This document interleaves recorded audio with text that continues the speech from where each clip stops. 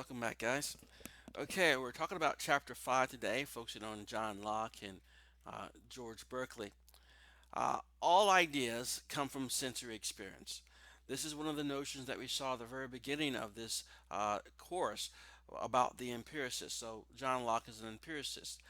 So, all ideas come from sensory experience. There are no innate ideas as Descartes proposed. Now, in the previous chapter, we talked about Rene Descartes' ideas, in which there were many, and Descartes was considered to be the father of modern philosophy. So, oftentimes, philosophers around the same time of his existence and after, definitely, would sort of couch their ideas and compare them to the ideas proposed by Rene Descartes. So, what is an idea? An idea is a mental image employed while thinking and comes from either sensation, direct sensory stimulation, or reflection from some past or previous sensory stimulation. So, the source of all ideas is sensation. These ideas can be acted upon by operations of the mind, giving rise to new ideas.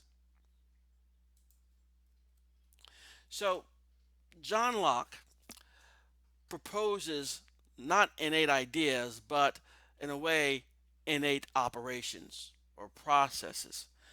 Operations of the mind include things like perception, thinking, doubting, believing, reasoning, knowing, and willing.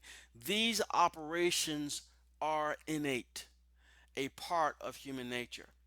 So, unlike Descartes, who proposes innate ideas themselves, like the idea of God, John Locke, is proposing here that there are certain operations which are innate, processes and techniques that involve things like perception, thinking, and so on. So, simple ideas and complex ideas. Simple ideas cannot be divided further into other ideas, while complex ideas are composites of simple ideas and can be analyzed into their parts. So we can see the simple ideas come together to form a complex idea. And these complex ideas are formed through the operation being applied to these simple ideas through reflection by comparing, abstracting, discriminating, combining, and so on. So simple ideas using the operation of the mind can be put together to form complex ideas. Now, along with that, he also proposes the notions of feelings. Feelings of pleasure and pain can also accompany these simple and complex ideas. What he proposes is that there are only two basic feelings out there, pain and pleasure. And all other emotions are going to be derived from these two basic forms of feeling, pain and pleasure. Now, just to reiterate something I've communicated before, when we were talking about these classical, wonderful, great mind philosophers of the past, many of them were highly intelligent and polymaths. They had many various interests and could speak intelligently about all of them. But they were really interested to a large extent about human nature, about what we're about. And so, oftentimes, when we talk about them in this course, we'll bring in things that don't necessarily sound psychological, but it's about human nature. And how we see human nature will dictate how we study human nature, how we study ourselves, and what we think we should have by way of controls and governments and things of that nature. That's why we do bring some of these things up. So, John Locke was in a world where Descartes caused some issues with stating that we cannot always trust our senses. Sensory data cannot be always be seen as truthful because they sometimes lead us into falsehoods. John Locke was attempting to address that. So he came up with the idea of primary and secondary qualities. Primary qualities create ideas in us that correspond to the actual physical attributes of objects. So we're talking about the objects that exist in the real world. These are their qualities. They exist because they are part of the real world objects. Such things as solidarity, extension, shape, motion, and quantity. These are a part of the physical primary qualities of the objects. Then he proposes secondary qualities. Secondary qualities produce ideas which do not correspond to objects in the real world. These things exist primarily in the individuals that are doing the perceiving: color, sound, temperature, and taste. So, in essence, John Locke is given a rationale that we'll see explained a little bit later as to why we may be confused when we observe something in the world with our senses, because we will have some degree of issue when we're using secondary qualities because they're not real. They're not part of the real object that we're observing. Primary qualities are. Now, the idea of association.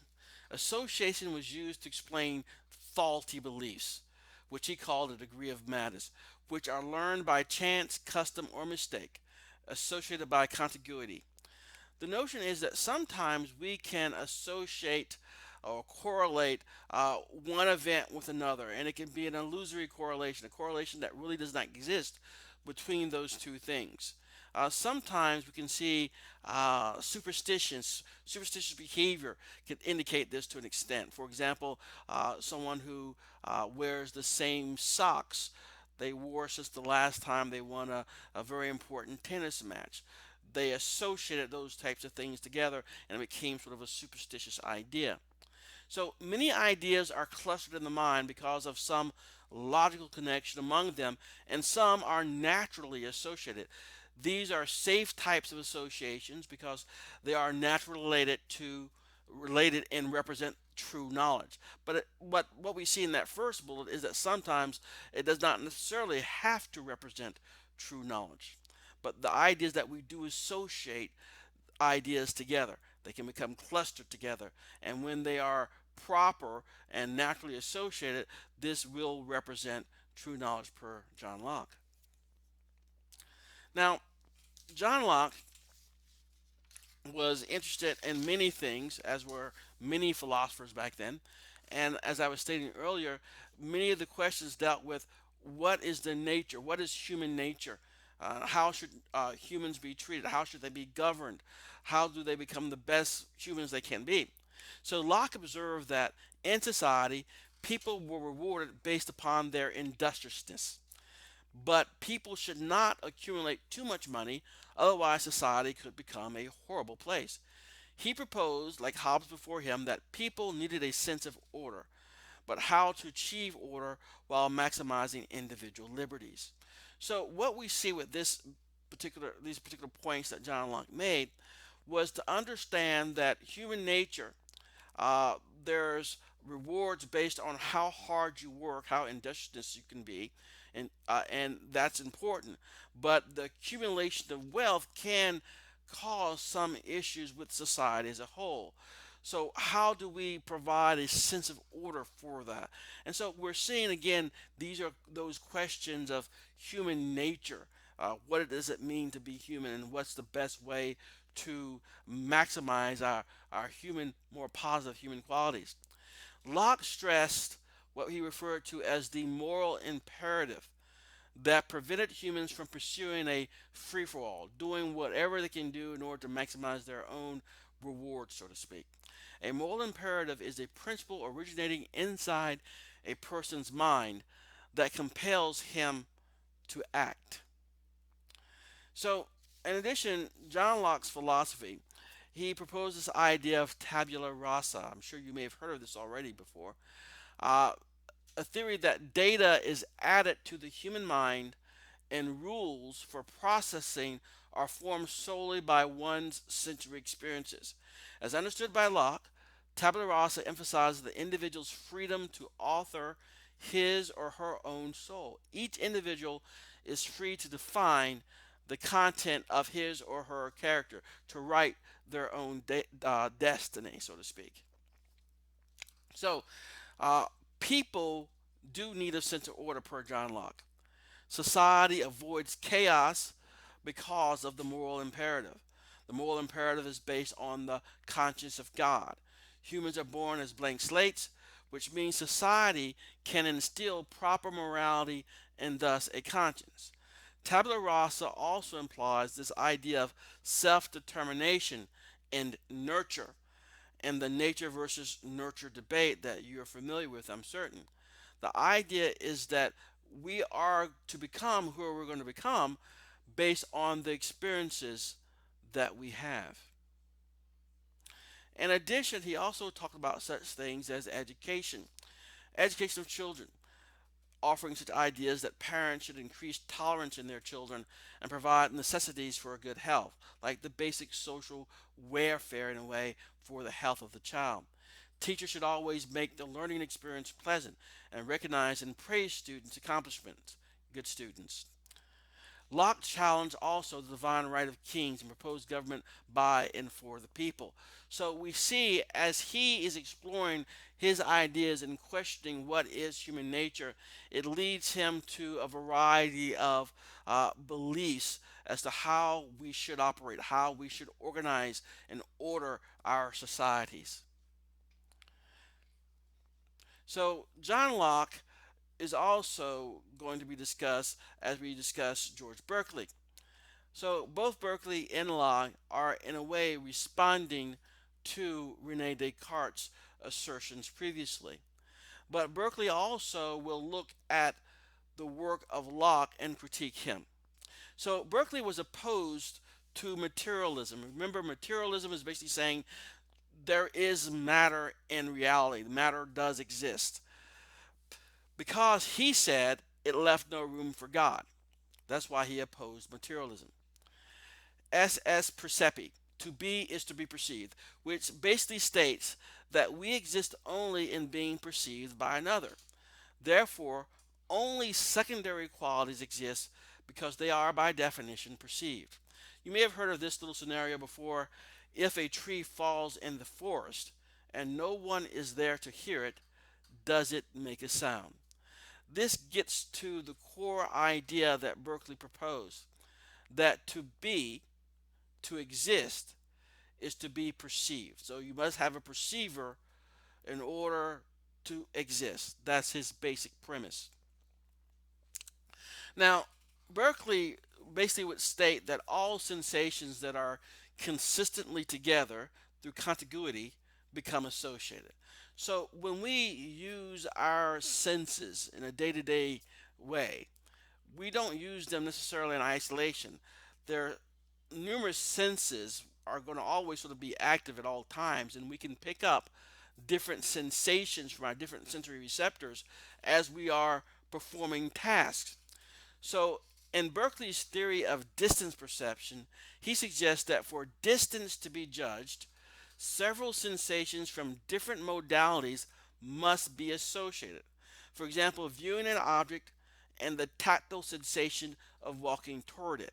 So, as you're seeing some sort of object, you have your visual sense, you're walking toward it, you have sound, maybe the crunches of leaves underfoot, you may have smells in the air, you may taste something in the air too if it's strong enough particulates that they can make you taste stuff.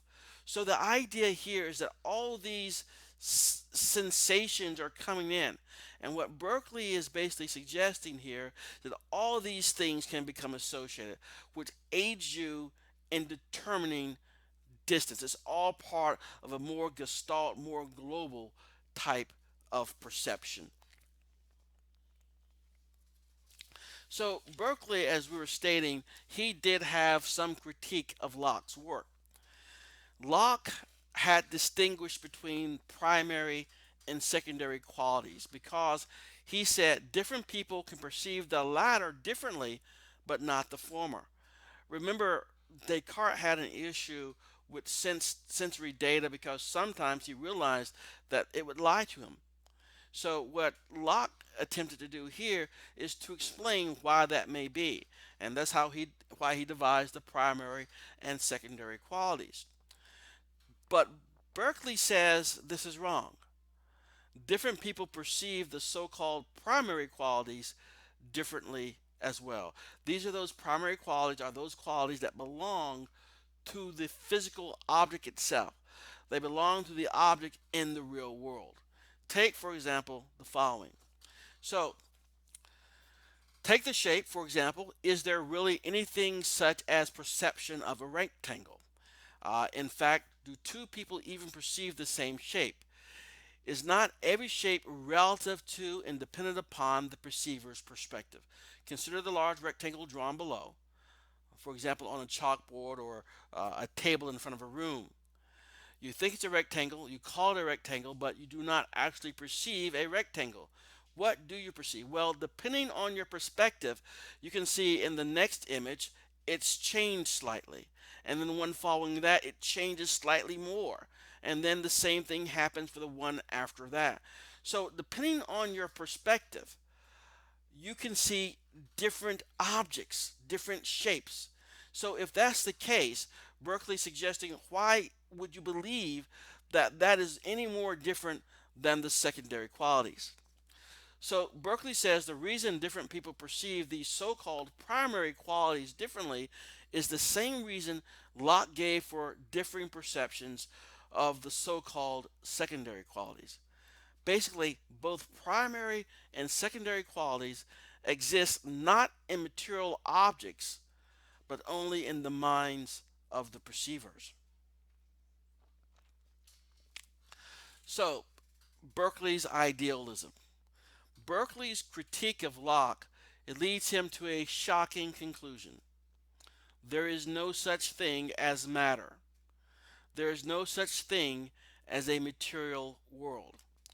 Given his representative theory of perception, Locke conceded that humans do not directly perceive material objects, only the mental copies of them that exist in their minds.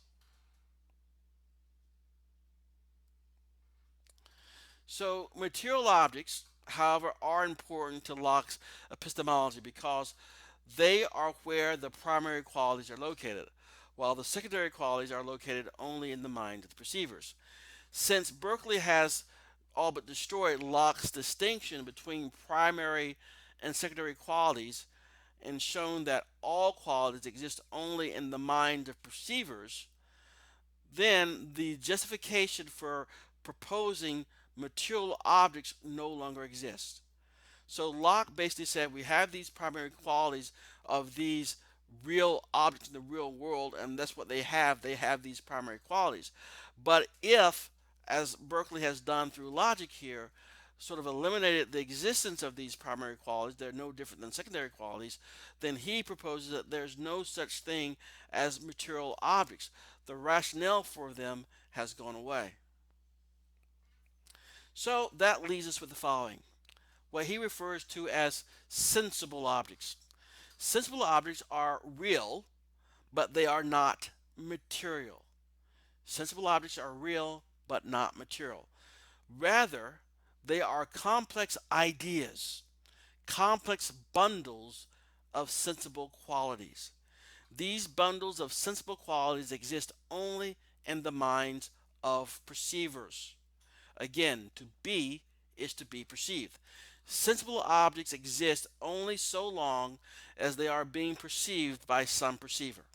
So, sensible qualities. Redness can be called a sensible quality, a quality that one perceives, like roundness, motion, and sweetness. To say that one perceives redness when looking at a tomato is not to presuppose that that tomato is actually red. All right, because that's us. Okay, we don't know what that color is, or if there is even a real color that we could name. So basically what this comes down to, these sensible objects, these are ideas that exist within the person. So in essence, the suggestion there is that it's almost like it's in the eye of the beholder, and we'll see some issues with that in a few. Wood, stone, fire, water, flesh, iron are things that I know, and I should not know them, but that I perceive them. Perceived are ideas, and ideas cannot exist without the mind. Their existence, therefore, consists in being perceived. George Berkeley. Since it is the mind that perceives, humans are simply minds without any material bodies. Since it is the mind that perceives, that's where reality is from his perspective. Since it is the mind that perceives, humans are simply minds without any material bodies.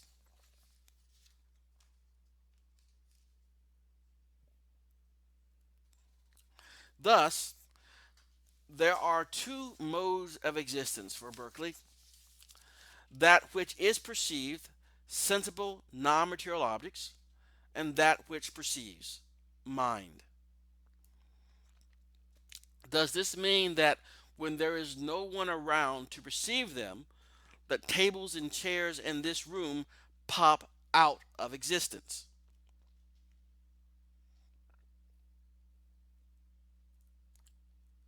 Well, there was a young man who said God must think it exceedingly odd if he finds that this tree continues to be when there's no one about in the quad. Reply: Dear sir, your astonishment's odd. I'm always about in the quad, and that's why the tree will continue to be, since observed by yours faithfully, God. The tables and chairs nor anything else pop out of existence because there is one mind that always perceives them, God.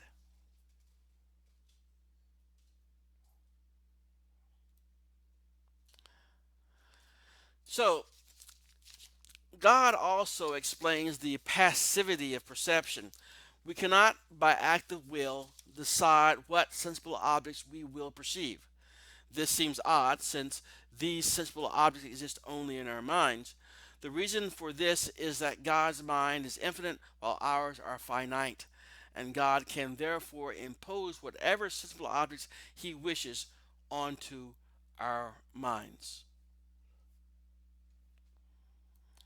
So, as we look at this, it was brought up in class previously how the idea sounds similar to like one of the movies that some of us are familiar with, The Matrix, where we have these people who live in a simulated world where the machine, the master machine, sort of dictates what those sensible objects are going to be for them, even though their bodies in this world really don't exist.